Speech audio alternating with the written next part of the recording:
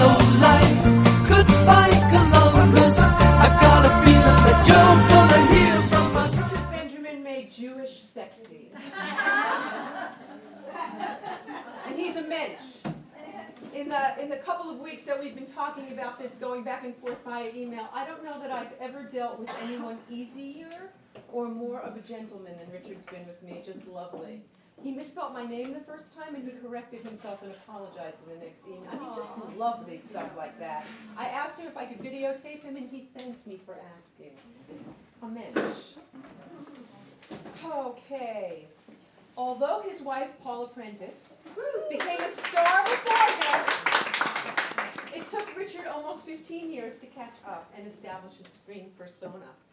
After extensive work in the theater as an actor and as a director, and his role in the cult TV series, He and She, which, by the way, Kathy Ladman, I don't know if you know Kathy Ladman, the comedian, but she was like, please tell Sally's not on the phone. She said, please tell Richard that I love He and She, okay? In which he co-starred with his wife, Paula, and he won the starring role in the screen adaptation of Philip Roth's bestseller, Goodbye, Columbus. The Jew to Ali McGraw's Shiksa. That was followed by roles in Diary of a Mad Housewife, The Marriage of a Young Stockbroker, and another Philip Roth adaptation, Portnoy's Complaint, which turned him into a prominent archetype of East Coast Jewish intellectual agony, as critic Jonathan Romney defines him, and gives new meaning to "Would you like a little liver?" in the words of me. Would that? Yes, I read that book. Anyway, but Richard's forte was comedy. He won a Golden Globe when he repeated his stage role in the film version of Neil Simon's The Sunshine Boys. The before-mentioned Kathy Ladman also wanted me to mention that you screaming out of the phone booth at Walter Matthau is one of the funniest moments in film history, and it so is. Richard also hosted Saturday Night Live. He still performs, but he turned to directing in the 80s with the before-mentioned Brilliant, My Favorite Year, and if you have not seen it, if you have not, you just must. Which brought an Oscar to his star, Peter O'Toole, and much condolences to you. It's a terrible loss for us all, but I'm sure personally for you. Richard played a frustrated fiance of a woman who falls for the... Oh, it was an Oscar nomination because he didn't win the award. And I don't even want to go there. He didn't win the award. He did not win the award. All right. Richard played a frustrated fiance of a woman who falls for the vampire, Count Dracula, in the surprise box office smash, Love at First Bite, starring George Hamilton and Susan St. James, which my friend Joanne has seen 37 times and told me that she's seen it 37 times, 3,700 times. Richard's other directing credits include City Heat with Burt Reynolds and Clint Eastwood, The Money Pit with Tom Hanks, Mermaids with Cher, and A Little Thing Called Murder featuring Judy Davis. Most recently, Richard has appeared in Woody Allen's Deconstructing Harry and directed and appeared in Marcy X, a comedy starring Lisa Kudrow and Damon Wayans. It is my honor and my thrill to introduce Richard Benjamin.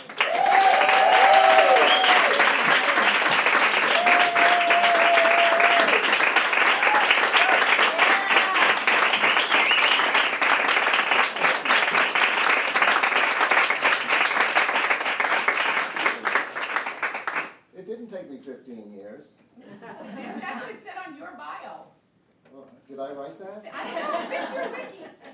Maybe it did. I don't know. This is so nice to be here and to be in a room full of such accomplished people. I don't know what this is. Neither do we. I know it's in Montrose, and I know it makes me very happy to be here.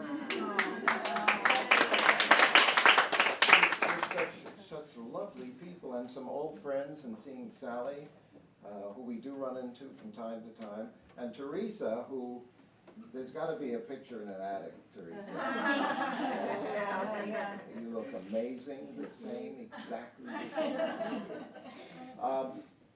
So it's just lovely to be here, and I think if you could bottle what Vicki has, you know, You're right. and get it out there, I think this would be a better world. Yes. I don't know why it shouldn't be like this. And it's a choice, isn't it?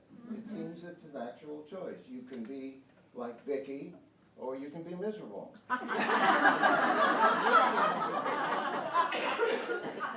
And we know who those people are. Yes, O'Toole's passing was really sad.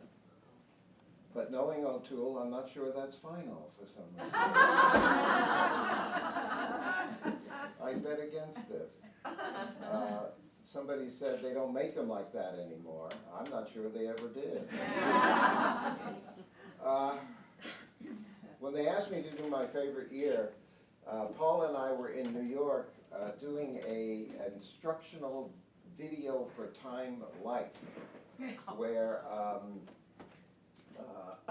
this might not have been the high point of my career, where we played people instructional videos of people of how to behave in corporate meetings. And Paula was the good person. She knew how to behave. And when your CEO, you ask your CEO for a meeting, and you go into the meeting, I was the example of how not to behave. Your CEO has limited time.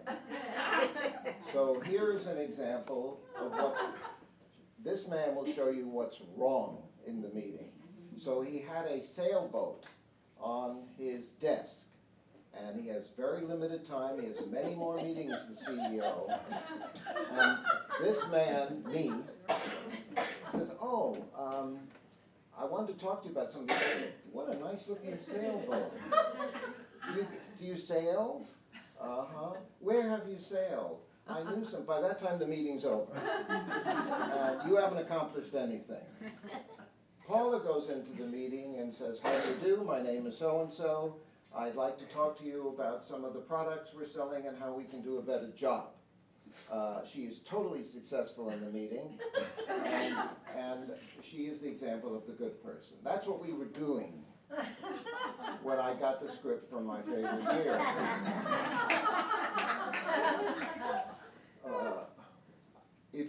One time I actually did almost the same thing.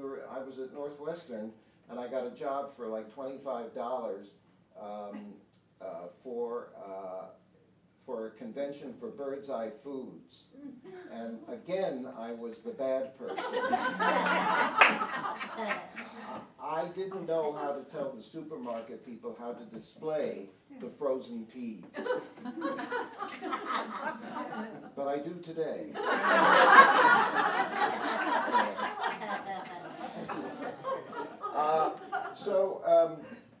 We're in this hotel, I get this script, and it's my favorite year, and I read it, and they said they're interested in you directing this. And it, was like, this is amazing. I read the script, I actually read it out loud to Paula, and I said, well, we know all about this. I grew up with the show of shows. I worked at NBC as a page and a guide. I know where everything is in that building.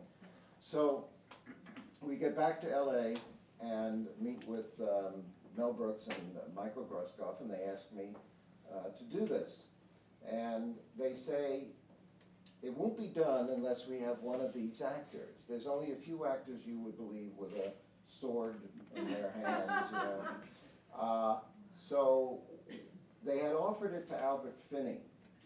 And Albert Finney was up in Sausalito doing a movie, and he had done a bunch of movies in a row here in the States.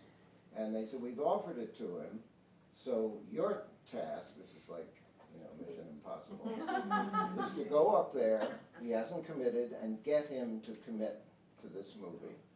And I'm realizing that if he says yes, I get to direct my first feature. Wow. So off I go and get off the plane, rent a car, and he's got a houseboat in Sausalito, and knock on the houseboat door, I guess, or porthole, or whatever. And he comes, and of course he is charming and delightful, and in a millisecond, I know he's not doing this movie. I'm an actor. I know actors. And the charm is saying, you came all the way up here, let's have lunch together. And we do, and he tells me wonderful stories about Tom Jones and everything. And the entire time, I'm getting ready for the question. He's charming, I'm charming. It's a charm festival. And then I say, gee, Mr. Albert Finney, Mr. Albert Finney. So how about it? You want to do the movie? And he said, you know, I've been here, I've done 5 movies in a row here in the States, and I have to get back to the National Theatre in London for $125 a week. I've got to go back and touch that again. I can't do it. I knew that when I got off the plane, but still, it was a bit of a, I said to myself, I thanked him, and I said, there's no movie unless we find somebody. So I go home, and I call everybody up, and he said, no. And Paula says, how about O'Toole? She had made What's New Pussycat with him. And I said, well, that would be great. So I get to meet with the people at MGM and all that, and I said, would you go with Peter O'Toole? He said, yes, of course, he's on our list. There were very few people on the list. He was one of them. So I said, if you can get him to do it, we make the movie. So Norman Steinberg, who wrote the screenplay, and I are in my office at MGM, and I say, no, we have to find him. We'll have to get to him personally and see if we can get him to do this movie. So where is he? Well, we hear that he's in Ireland. And how do we reach him? He said, well, we call somebody, a manager or somebody, and the manager says, you call a pub. The pub will answer the phone, and they will go find him. We've been looking now for about a month. Yeah, and we call this pub, and it's in the morning here, and it's, I don't know, the middle of the night, and when they pick up the phone, it sounds like there's a riot. And the guy can hardly hear, and I said, we're looking for Peter. He said, oh, the O'Toole. Yes, the O'Toole. I don't think he's here. I don't think he's in the country. You'll have to look somewhere else. He was on his farm, but I think he's gone now. Take a look around. He's a fine lad. So we can't find him. We have a brilliant idea. We call his agent. And that took us a month. And we call his agent. We said, we're looking for, Peter O'Toole. We have something. Could you tell us how we can find him? And she said, well, he's at the Beverly Wilshire.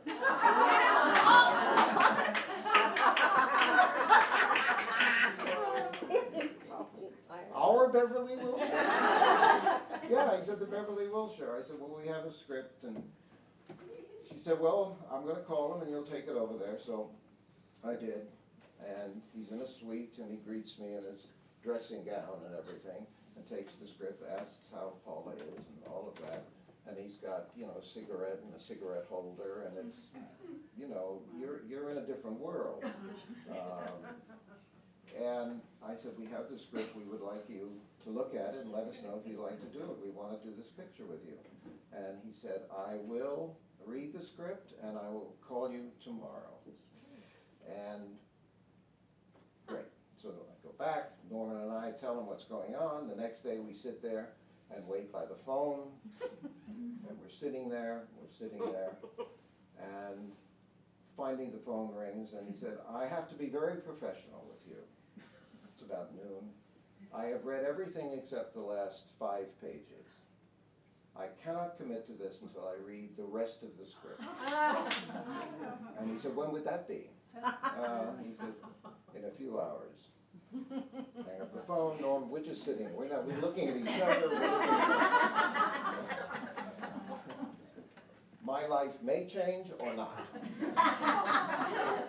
And a couple hours later the phone rings, and he says, it's Peter, and I said, yeah, and I said, well, he said, do you have the script in front of you? And I said, yeah, let me get it. And he said, turn to the last page. Now, when we originally made the movie, we had a scene, the character dies in the movie. And he had asked Benji, Markland Baker, he made it, said, promise me that on my anniversary of my death, you will go to this cemetery, it was the Hollywood Cemetery, and you'll take out something and put it on my grave. And what he wanted him to do was take a bottle of Courvoisier and pour it out onto the tombstone. And the last shot in the movie was the tombstone. And it had on there a date. It was August 26th, something like that, and a certain year. And he said, do you have the script in front of you? And I said, yes. He said, are you on the last page? He said, yes. What does it say on the tombstone? What's the date? So I read it to him. He said, that's my birthday. And like Sally said about the purple, and you were saying about, I said, I don't believe in any of this stuff. But, Wow. there are more things in heaven and earth.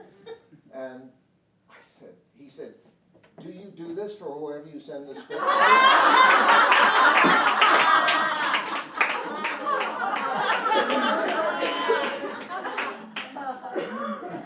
I said, yeah, we had Albert Finney's birthday on I said, no, it was a completely made-up date that Norman had put on there. He said, well, now I have to do the picture.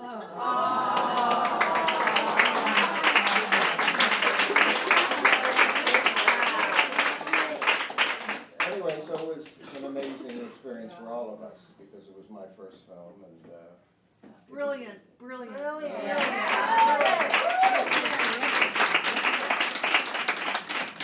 so I don't know.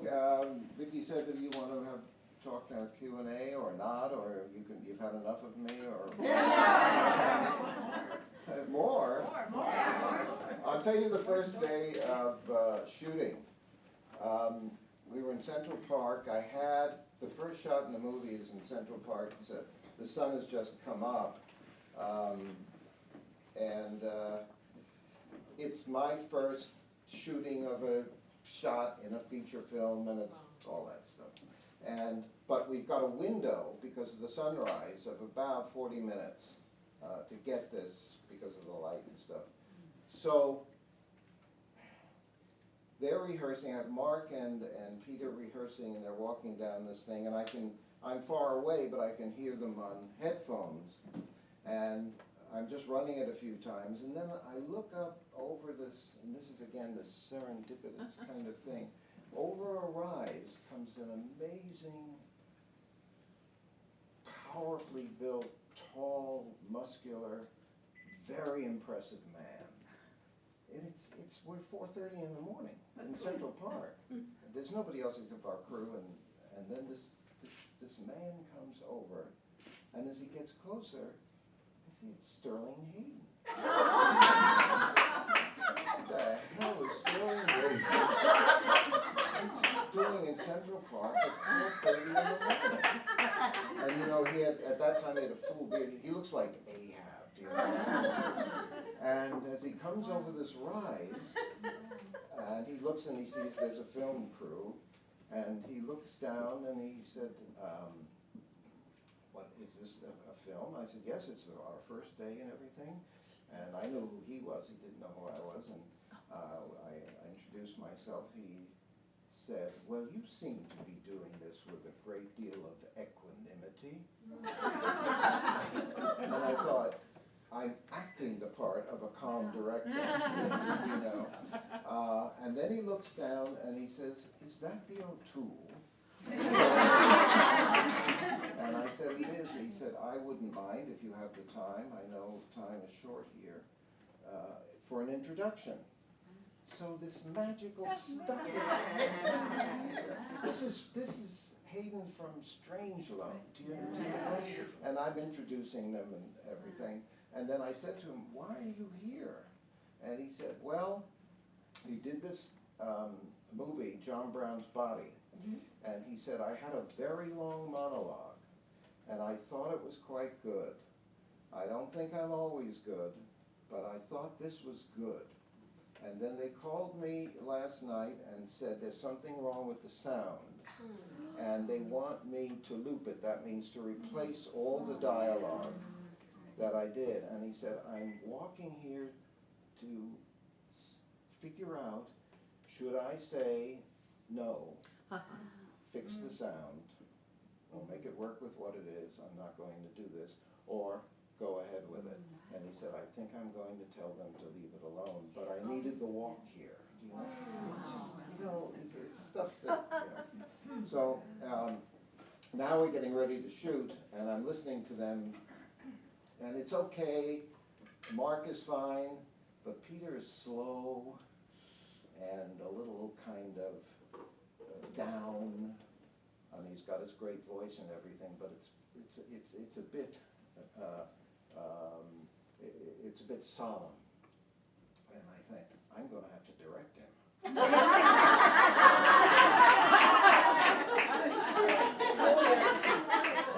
Now we'll see about the equanimity. I said, this is it, buddy. Part of the job description. You're the director, he's the actor, you're going to direct him. So just before shooting, I start down because they were far away, and I said, here I go. And I'm heading towards him, and I'm thinking, okay, there's Lawrence of Arabia.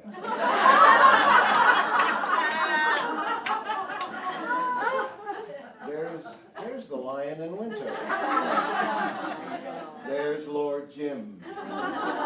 There's Beckett. I'm going to tell him he's no good.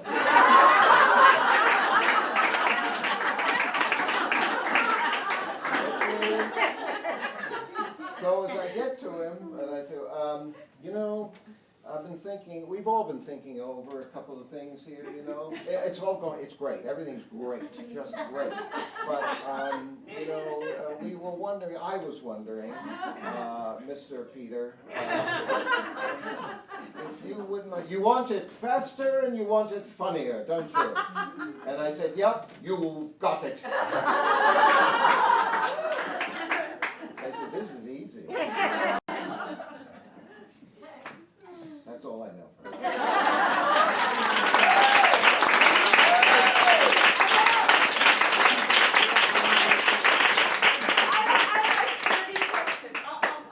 My first question is, was he ever the way his character? I mean, did he ever show up drunk? Did you have to deal with that? No, in fact, he had part of his stomach removed. Oh, he couldn't possibly drink. No. He was the most professional. Terry will tell you that when he showed up, everybody's game came up. Was he funny as a person? Yeah, he's funny. Yeah, he is funny.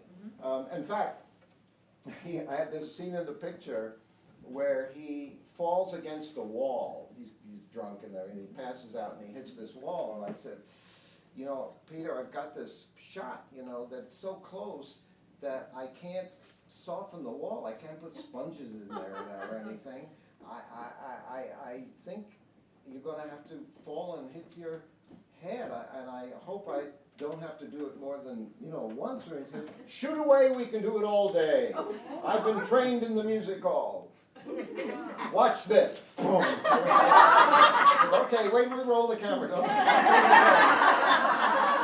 Oh, yeah. Who is the funniest person on? I mean, I cannot even believe who was in that movie. I mean, between Lena Kazan and Joseph Bologna, it's just ridiculous. Who was the funniest? Yeah. They're all funny. Here's the thing, because I know you had Carl Reiner here. And I went to Carl before I started, shooting and making the movie. In fact, before it was casting or anything. And I said, I'm about to do a movie, and I was getting advice from various people. And I went to Carl, and I said, I'm about to do a movie. I wonder if you give me some advice. He said, is it a comedy? So I said, yeah. He said, get funny people.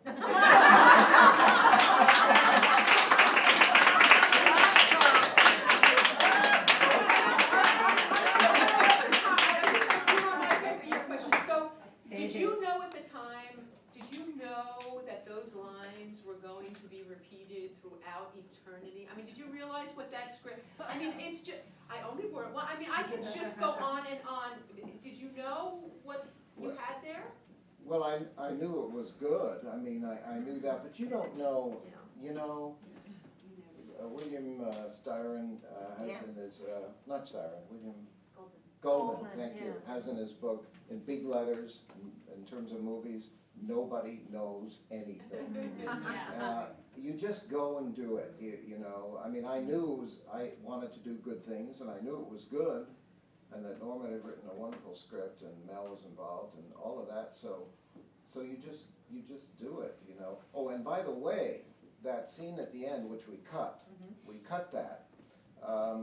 We had a screening, and I didn't want to cut it because it was moving, and all of that. And we had a screening. The screening went very well, but the ending was subdued. And then MGM and the executives and everybody said, "You can't end a comedy in a cemetery. You can't do it," and all of this. And then we had another screening with it off, and it was boisterous and all of that. So, but we talked to Paula and I talked about it over and over, and about taking it out. I was very reluctant to take it out, and then I finally, we saw the reaction and all that. Said, "Okay, we took it out." So I'm the kind of person who lets everybody know what's happening. I want Peter to see that picture with that off of there. I mean, we had this thing about his birthday on the thing, you know. So I sent, I don't know, it wasn't any email, whatever. And I got a telegram back, and he said, "That which is not necessary to do is necessary not to do." Now, I looked at that for 4 days.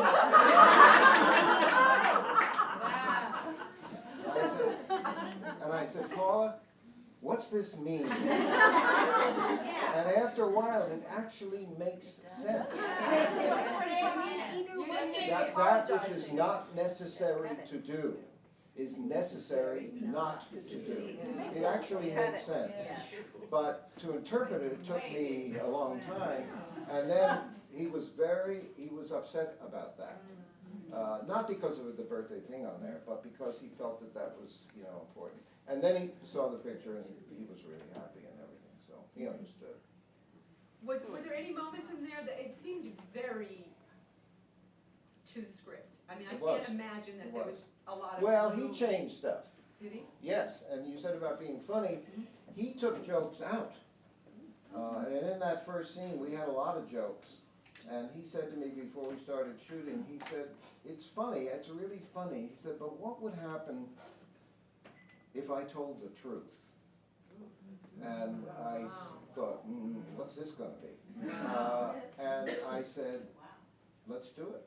Let's do it." So the story he tells at the beginning, he made up. Wow. This thing about this boy who grew up and all of this kind of stuff. He wanted to always deepen it. Oh, he could do funny as well as anybody, but he wanted to deepen it and keep deepening it. So he was quite something. He is, yeah. Okay, Taylor, I'm sorry, I kept interrupting I your was going to question. ask you, did you like George Burns? Oh, yes, I like George Burns. George Burns and the Sunshine Boys. I'll tell you a quick story. So Walter Matthau always ate in his dressing room at lunchtime. And we were working at MGM making the Sunshine Boys. And George, who then was, had just turned 80, we would break for lunch.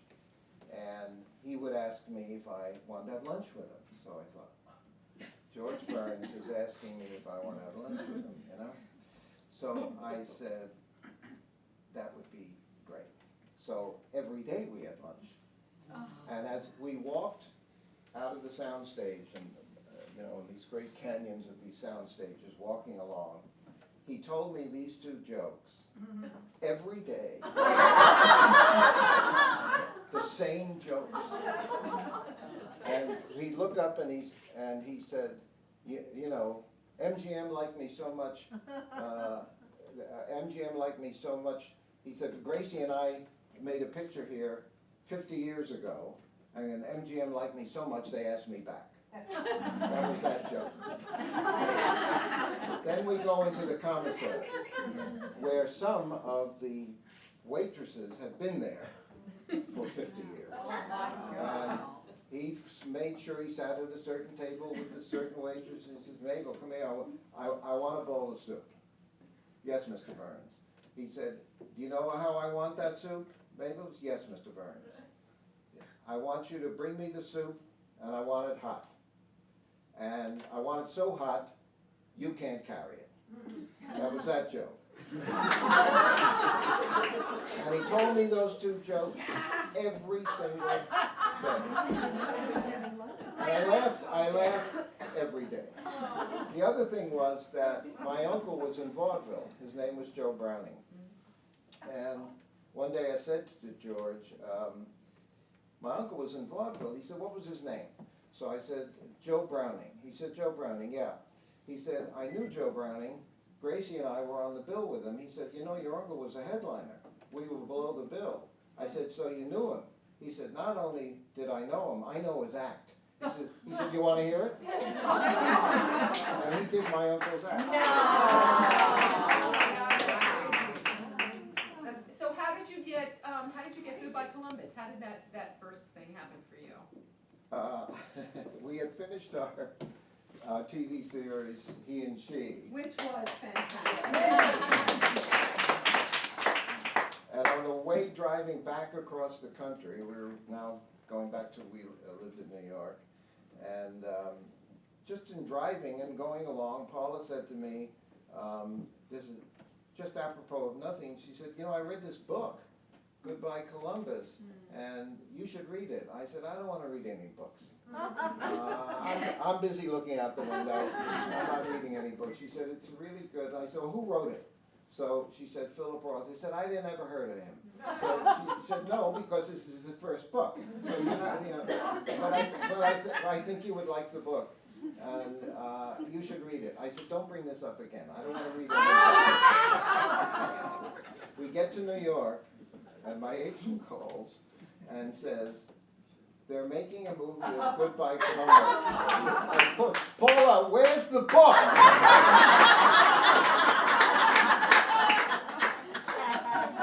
Do you know who you beat out for the role?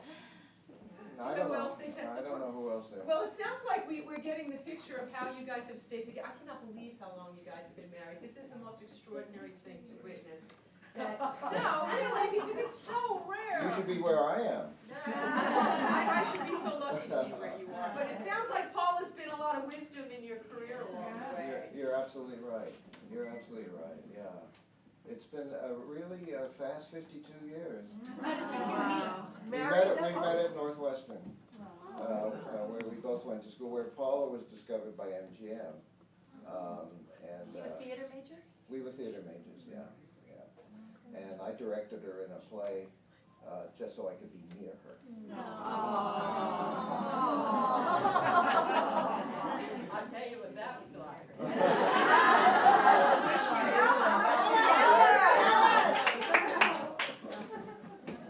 So tell us a little bit about Ali McGraw, the Columbus. Yeah, you know, here's something interesting. Larry Pierce and I, we were auditioning girls on Fifth Avenue at the Stanhope Hotel, improvising with girls for a couple of days. I was doing a scene in bed with these girls, one after the other, one more beautiful than the next one. I said, this is a good job. And they would come and they were good, lots of good ones, not so good, better, blah, blah. And Larry and I are having lunch, just having a sandwich on Central Park, across from the Stanhope Hotel, and we can see the 79th Street where the 79th Street Crosstown bus stops. And it's a block and a half away, and I'm just looking in that direction, and the bus stops, and this creature gets off the bus. Now she's a block and a half away, and she starts coming down up Fifth Avenue. And I said to Larry, "See that girl over there? I mean, there's something there." So I said, "Look from this distance." He said, "That's your next audition. That's Allie."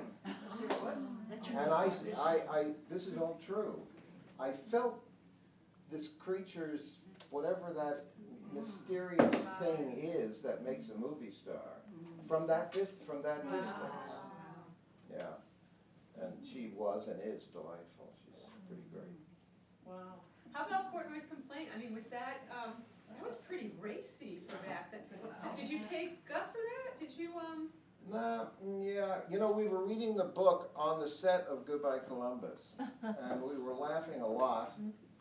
And I don't know.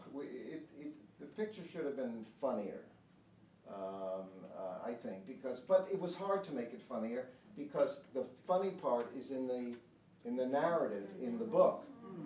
So I don't think it probably wasn't possible.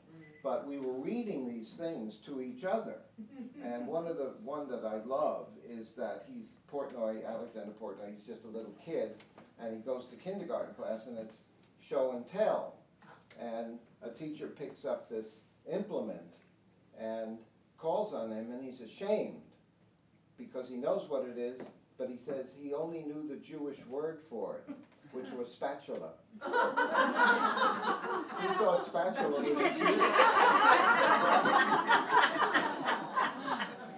it's like the word bronchitis.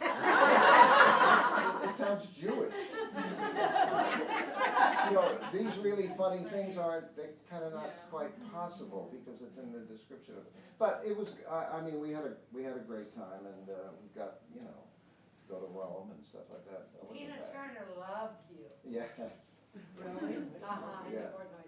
We pick out our people who we don't know, who have said completely, without our guidance, that they love us. Yeah. And Aaron Copland loved Paula. Yes. I thought that was pretty good. Does anybody else have a question? Yeah. Do you remember the moment when, or maybe the first movie you saw as a kid that you were thinking, oh, I would like to do that? Well, I went to the movies on the 83rd Street, Lowe's 83rd in New York, and RKO 81st Street, and I, for a long time, thought they were in there. Yeah. I had no concept that people brought cans of film from somewhere else and brought them there and they were projected. I thought those people, they were big people, but I thought they were in there. It took me a long time to, kind of figure that out. And then as kids, as probably everyone did, we go out and play those things, after you saw them and stuff. I don't know if there was I never thought, in those days you're looking at people, Gene Tierney and Errol Flynn and Cary Grant, so I don't know if you feel, or I felt, I'll be part of that club. I thought about the theater, and I did think about that when I was a little kid. So then how did it all start for you? Well, I started through theater. I mean, I was... What was your first play? First play, what was it? You mean professionally? No, like I was a Hanukkah candle when I was in first grade. Crimson rays of the setting sun, my new red robe is quickly done. I'll never forget it for as long as I live. I know, my first play and where I got my first criticism was Scrooge. It was a 6th grade. For about, I don't know, a year, learned it. I had no idea what I was saying or anything. But I learned it perfectly. And I had my little, when I was, Scrooge, I had my little pajamas and robe and stuff like that. And throughout the play, I said, "Bah humbug." And I thought, well, this went very well. And I finished it, and the principal, Mr. Rothman, came up to me, and he said, "Richard," and I thought, I'm going to get, he's going to say, "That was amazing." Someone your age, and he said, I don't think it's bah humbug. I think it's bah humbug.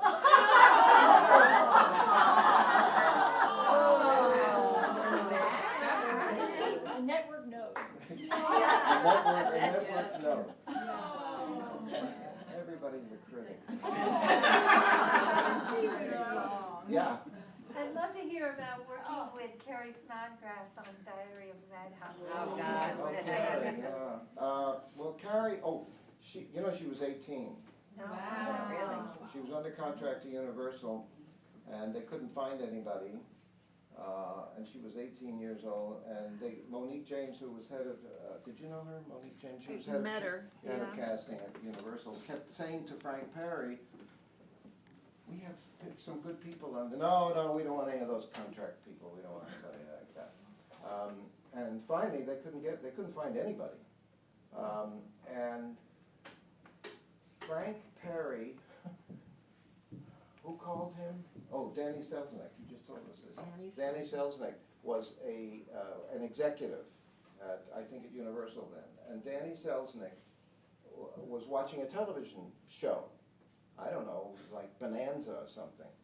And he said, this girl on here is great. And he calls up Frank Perry and he said, turn on your TV. And he said, you're right, that girl's fabulous. And so he calls Monique James at Universal and said, there's a girl I saw last night. She said, that girl's under contract here. I've been telling you that these people are really good. Anyway, so he cast her. And she was, great. And we met her years later and everything, and she's had some tough time, but she straightened a lot of things out, and she was pretty great. And during that movie, talking about how, out of it I am, there's a crowd scene, and somebody says something, it was probably me, and they said, I'm going to report you to Women's Lib. So I said, what's Women's Lib? What is that? I had no idea what they were talking about. None. I mean, but that was the beginning and the start of, all of that stuff. She was nominated for Academy Award. She did not want to go. She called me, and she said, I don't think I'm going to win anyway, but if I did, would you go up and get it? And I said, why aren't you going to be here? And she said something like, well, these aren't my people. I said, well, whose people are they? You should come, but she heard a different drummer in a way. But later we got to see her. She was lovely. And how was it for you to develop that character? I mean, it's so iconographic, really. Everything was fine except Paula said, don't bring that character home. But I did learn to make a fine Caesar salad, didn't I? Yes, I did. Yeah, I thought it was all. Yeah, I thought it was all a comedy. I didn't think. What year was that, Richard? 70. Yeah. I don't want to put Paula on the spot, but is there any story that you would love to tell right now that's just burning? Well, the only thing I thought of was Dick's sister, because he was referring to the playing Scrooge. And you said your sister was in a play one time, and you... Oh, that was terrible. That was horrible. Yes. Yeah. That's the story you think of. Well, because of Women's Lib and what Linda has done. Oh, yeah. I made a joke. I was in camp, and my sister and I, at her expense, I made this joke. It was humiliating, but I got a very big laugh. It's a trade-off, Laugh, your sister. But she, what Paul is referring to, is a top estate lawyer in New York, and she, from the day one, before we even knew what it was, like when my dad gave me like a baseball mitt, and she said, why don't I get that? Why did you say it's a baseball for him and a doll for me? I said, right from the get-go. Yeah. Her first word actually was self.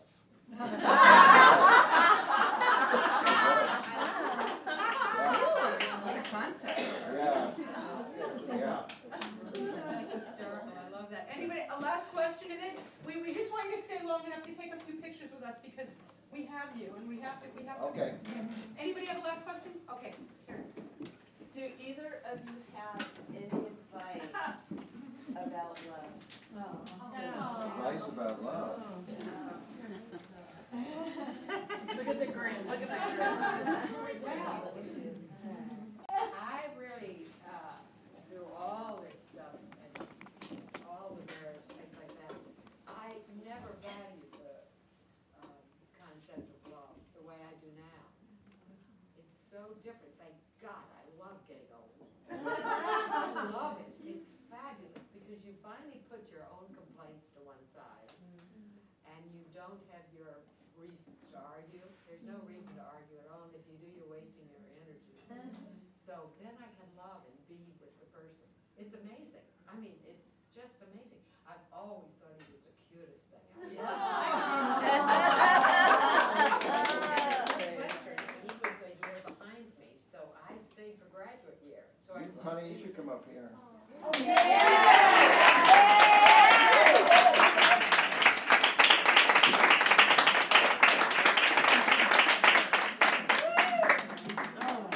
Yeah, I was right about that too. I stayed for a year of graduate study at Northwest University. He was a year behind. But we're only 2 months difference, aren't we? Yes. I'm 75. You're what?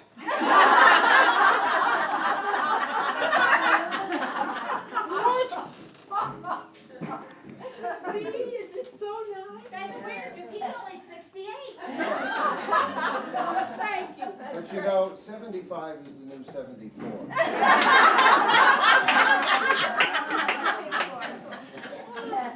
76 in March, and his birthday's in May.